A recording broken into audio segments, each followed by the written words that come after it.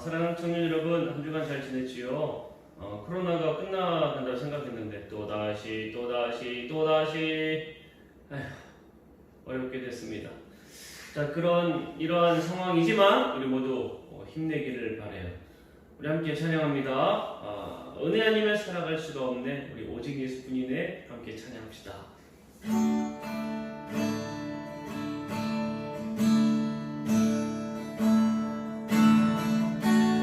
은혜 아니면 살아갈 수가 없네. 복음마저도 다 주의 것이니 세상 평안과 위로 내게 없어도 예수는 오직 예수뿐이네. 그러나 고백합니다. 은혜 아니면 살아갈 수가 없네. 복은 마셔도 다 주의 것이니 세상 평안과 위로 내게 없어도 예수 오직 예수뿐이네. 크신 계획 막을 수도 없고 작은 것 안에 지쳐도 주께 묻기 나의 모든 삶 버티고 견디게 하시네. 은혜 아니면 살아갈 수가 없네. 나의 모든 것 다 주께 맡기니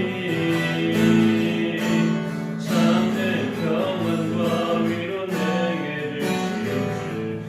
예수 오직 예수뿐이네.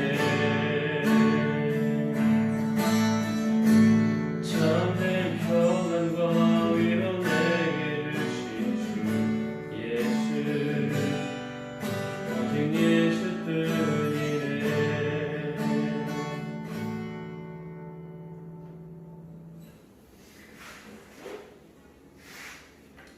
자, 오늘 우리 함께 말씀을 나누도록 하겠습니다. 오늘 우리가 함께 나눌 말씀은 다니엘 2장 39절에서 40절까지 있는 말씀이에요. 다니엘 2장 39절에서 45절까지입니다. 자, 읽습니다. 왕을 뒤이어 왕보다 못한 다른 나라가 일어날 것이요 셋째로 또 놋 같은 나라가 일어나서 온 세계를 다스릴 것이며 넷째 나라는 강하기가 쇠 같으리니 쇠는 모든 물건을 부서뜨리고 이기는 것이라. 쇠가 모든 것을 부수는 것 같이 그 나라가 뭇 나라를 부서뜨리고 찌을 것이며 왕께서 그 발과 발가락이 얼마는 토기장의 진흙이요 얼마는 쇠인 것을 보셨은즉 그 나라가 나눌 것이며 왕께서 쇠와 진흙이 섞인 것을 보셨은즉 그 나라가 쇠 같은 든든함이 있을 것이나 그 발가락이 얼마는 쇠요 얼마는 진흙인즉 그 나라가 얼마는 든든하고 얼마는 부서질 만한 것이며 왕께서 쇠와 진흙이 섞인 것을 보셨은즉 그들이 다른 민족과 서로 섞일 것이나 그들이 피차에 합하지 아니함이 쇠와 진흙이 합하지 않음과 같으리이다. 이 여러 왕들의 시대에 하늘의 하나님이 한 나라를 세우시리니 이것은 영원히 망하지도 아니할 것이요 그 국권이 다른 백성에게로 돌아가지도 아니할 것이요 도리어 이 모든 나라를 쳐서 멸망시키고 영원히 설 것이라. 손대지 아니한 돌이 산에서 나와서 쇠와 놋과 진흙과 은과 금을 부서뜨린 것을 왕께서 보신 것은 크신 하느님의 장래일을 왕께 알게 하신 것이라. 이 꿈은 참되고 이 해석은 확실하니이다 하니. 아멘. 자, 오늘은 이 다니엘 2장 39절에 45절까지 말씀을 가지고 영원한 하느님 나라라는 제목을 함께 은혜를 나누고자 합니다. 자, 본문에서 다니엘이 느부갓네살 왕에게 해석함에 있어서 왕이 본 신상의 각 부분들, 이 느부갓네살 왕이 여러 가지 신상을 꿈속에 보았는데 이것을 이후에 나타날 나라들을 상징적으로 보여주고 있음을 이 다니엘이 해석하고 있어요. 은으로 된 가슴, 노스로 된 배와 넓적다리, 쇠로 된 종아리, 쇠와 진흙으로 된 발로 상징되는 나라들이 각각 일어났다가 망할 것이다 라고 말하고 있습니다. 느부갓네살이 황금머리와 동일신이 되는 것을 제외하면 이 본문에서 나오는 왕국들은 정확히 밝혀지지 않았어요. 어떤 학자들은 바벨론이다, 메데다, 페르시아다, 그리스의 순서로 보는 반면에 바벨론, 페르시아, 그리스, 로마 이러한 순서로 보는 학자들도 있어요. 자, 그것이 정확하게 어느 나라를 지칭하든지 간에 중요한 것은 세상 나라에서 진행되는 제국의 역사는 한 신상의 모습과 같이 이루어질 것이다 라는 겁니다. 다시요. 세상 나라에서 진행되는 제국의 역사는 이 본문 속에 나타나는 한 신상의 모습과 같이 이루어지게 될 것이다. 다시 이야기하면 무슨 얘기냐? 흥하는 순간이 오다가 결국에는 빵! 망하게 되는 것을 이야기하고 있어요. 흥했다가 망하는 거죠. 네. 그러나 이후에 순대지 아니한 돌, 즉 이 세상에 속하지 않은 하느님의 능력을 통해서 장차 하느님의 나라가 세워지고 하느님의 나라는 영원할 것이다 라는 말을 하고 있는 겁니다. 하느님이 장래일을 느부갓네살 왕에게 알게 하려 하신 것이라 다니엘이 이야기하고 있어요. 자, 그러면 우리가 이 말씀을 통해 무엇을 느낄 수가 있느냐? 두 가지로 우리가 함께 나누고자 하는데, 첫 번째는 우리는 이 나라의 것은 유한하다는 겁니다. 이 나라의 것은 유한하다. 본문에 나오는 각 나라는 흥하다 망할 것임을 보여주고 있어요. 이것은 지금 현재 본문 속에서 있는 흥하고 있는 이 바벨론 왕국으로부터 이야기하고 있거든요. 이 세상에 있는 어느 것이든 영원한 것은 없다. 영원한 것은 없다. 우리는 기억해야 합니다. 우리가 가까이에서 영원하지 않은 것들을 생각해 볼 수가 있는 것이 바로 유행이에요. 유행, 여러분, 유행 한순간이잖아요. 영원하지 않아요. 유행도 시즌이 있어요. 그냥 왔다가 사라지는 겁니다. 그것은 영원하지 않아요. 여러분, 유행 따라 사면 결국에 어떻습니까? 유행이 지나면 입지를 못해요. 한참 지난 유행이라고 오히려 사람들이 이야기하죠. 세상에서 영원히 잘 될 거라고 생각하는 거 없어요. 계속 영원히 갈 것 같다는 거 없습니다. 결국에 유한한 겁니다. 모든 것들이 다 시기와 때가 있는 거예요. 우리 인생도 그래요. 우리 인생도 그렇습니다. 여러분, 우리 인생 영원합니까? 지금? 유한합니다. 네, 유한해요. 우리 인생도 유한합니다. 유한해요. 우리는 지금 이 인생이 유한하다는 사실을 잊지 말아야 돼요. 마치 내 인생은 영원할 것 같처럼 여러분 사는 사람들이 있습니다. 정말 시간 버리고 헛되게 보내는 사람들이 많이 있어요. 우리 믿음의 사람들은 이 세상의 건 유한하지 않다는 것 꼭 기억해야 됩니다. 자, 두 번째로 하느님의 나라는 영원하다는 겁니다. 자, 첫 번째가 뭐였어요?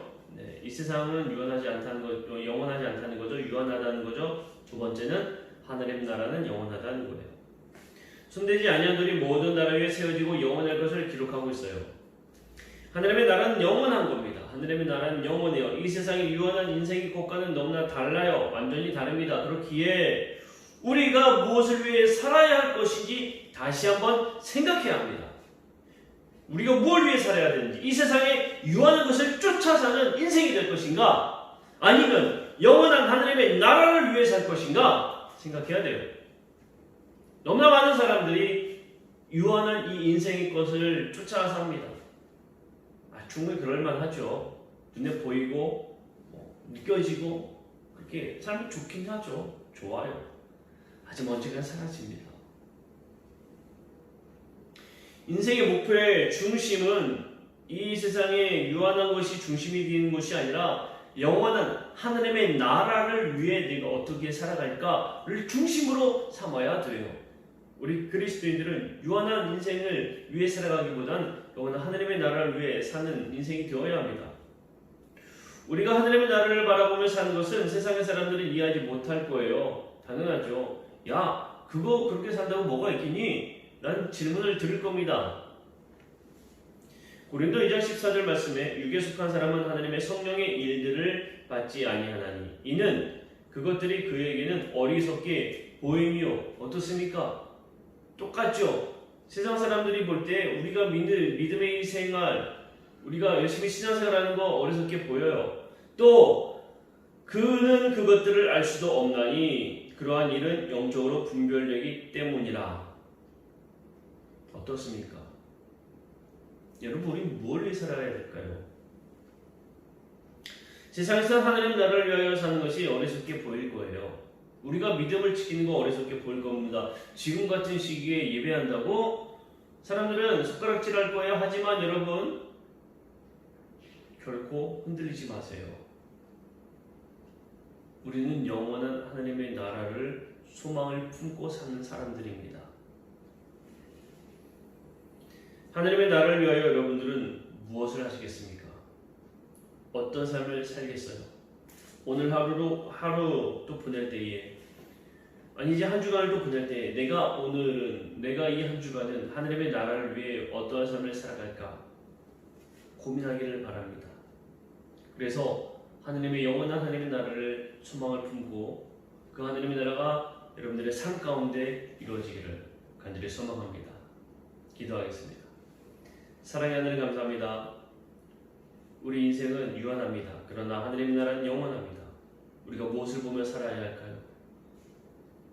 이 세상에 유한한 것을 놓고 사는 것이 아니라 영원한 하나님의 나라를 보며 꿈꾸며 살게 하여 주옵소서. 언제나 주님께서 저희를 붙잡아 주심으로 하나님의 은혜만을 누리며 살게 하여 주옵소서. 예수님의 이름으로 기도드립니다. 아멘. 사랑하는 청년 여러분, 우리가 빨리 모였으면 좋겠어요. 그래서 32일 오늘 이제 예배 가운데에 우리가 여러분들을 위해서 작은 선물을 준비했습니다. 준비한 이유는 다름이 아니에요. 교회 그동안 오지 못한 우리 청년들은 교회 다시 좀 잊어버리면 안 되잖아요. 잊지 말자고 하는 의미에서 교회 한번 꼭 오라고. 드라이브스루 알죠? 네. 와서 선물 받고 부장선생님과 이분들과 잠깐 인사 나누고 셀 리더들과 인사 나누고 그렇게 만남을 갖기를 바랍니다. 그리고 6월 7일에 우리 예배를 재개하려고 했는데 상황이 요즘에 너무 좋지 않아서 2주 연기했습니다. 6월 21일 셋째 주예요.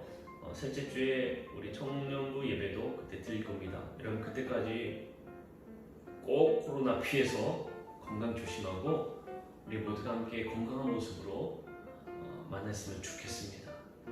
한 주간도 승리하고요. 또 꼭 드라이브 스루 31일 주일날 오늘 합니다. 여러분 꼭 함께 하기를 바랍니다. 자, 그러면 한 주간도 승리하세요. 안녕.